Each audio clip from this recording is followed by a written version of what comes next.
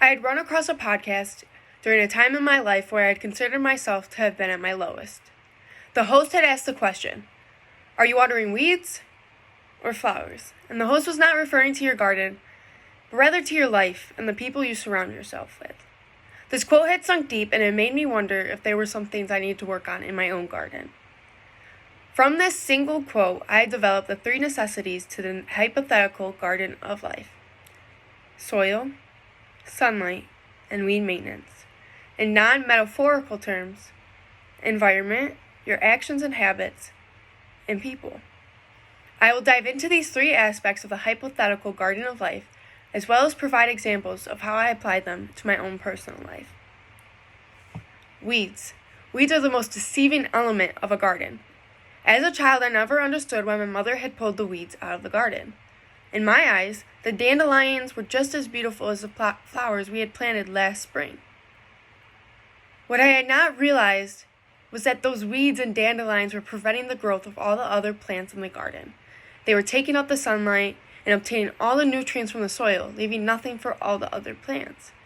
They were practically parasites, disguised as these beautiful, vibrant yellow flowers. We all have weeds in our lives, and I'm not talking about the ones in your backyard. I'm talking about the people you decide to surround yourself with. I have a tough time letting go of people, even though they are perceived as bad as for me. In my freshman year of college, I had gained some new friendships, but had lost them just as quickly when I realized who they really were. I thought I had found my forever friends, but only to find out a few months later that they were never my friends behind my back. These friends were never flowers in my garden, but rather weeds praying for my failures and never celebrating my successes. At this moment, I was faced with the question, am I watering flowers or am I watering weeds? I had to make the difficult decision and cut some people out of my life who were no longer benefiting me. It was time to pull some weeds. Otherwise, eventually those weeds would turn me into one of them too. I stopped putting time and effort into the people that did not value my presence, and instead gave all that effort to the people who have always been there for me. I stopped watering my weeds, and instead gave that water to my flowers. Are you watering weeds or flowers? Sunlight. Sunlight is essential to a plant's survival. Without sunlight, a plant is not able to complete photosynthesis, therefore they are unable to produce glucose. This will limit their growth potential, and eventually they may stop growing altogether and not survive. In the case of the garden of life, our actions and habits play the same role as sunlight. One's actions and habits determine what path their life will go down, as well as create a specific quality of life for that individual.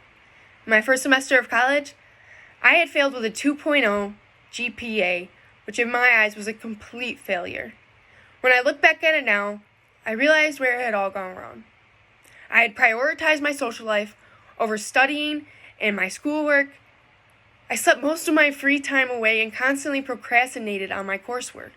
My effort in class was minimal, but my effort outside of class was non-existent. I chose good times over studying, and it showed on my exam grades. So when I had failed out of my program, it had felt as though the whole world had stopped. I wanted this career for most of my life, and I had let it slip through my fingers, with nobody else to blame but myself. I was depriving myself of sunlight, and as a result, I was depriving myself of thriving. Stop stunning your growth due to your actions. Find your priorities and work towards your goals. Are you giving yourself sunlight? Like plants, we cannot decide what soil we are planted in, but we can decide whether that soil is beneficial or not. The environment in which we are planted in and our roots begin to grow does not mean we are obligated to stay there forever. I have lived at the same house, at the same address my entire life. It had always been home to me. But once my siblings all moved out and I was no longer oblivious to the issues within my family and outside of it, I began to long for a new home. Home was no longer a physical location, but rather a feeling of comfort between my family and friends. I had soon realized that the person I had become would never have happened if I had stayed home. After moving to Alfred last fall and gaining this new sense of independence, I became somebody I never even knew I could be. Back home, there was a certain mold created for me long before I was even old enough to become my own person. It was not until I had moved 2 hours away from everything I had ever known to help me understand that my hometown was what was holding me back from my full potential. We may be planted and rooted in our soil long before we can even talk, but that does not mean we are never meant to leave. Plants grow seeds, and whether by wind, water, or animals, those seeds travel hundreds of miles away from home, and they grow just fine wherever they land. Make sure the soil you are planted in is truly benefiting you and not preventing you from growing into something more.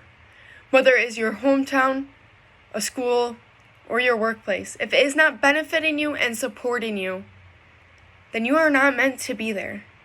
It is okay to replant yourself somewhere else than your original path. Are you planted in the right soil? In the garden of life, you must maintain the 3 elements: sunlight, soil, and weeds. In life, you can control who you surround yourself with, what habits you choose, and where you decide to be. You are not obligated to be the same person you were 10 years ago, and you are not obligated to stay in one place for the rest of your life. Some may call it selfish, but at the end of the day, you only have yourself. You must look out for yourself and the direction you are growing in. I end this by asking you a simple question. Are you taking care of your garden, or are you depriving it of its fullest potential to thrive?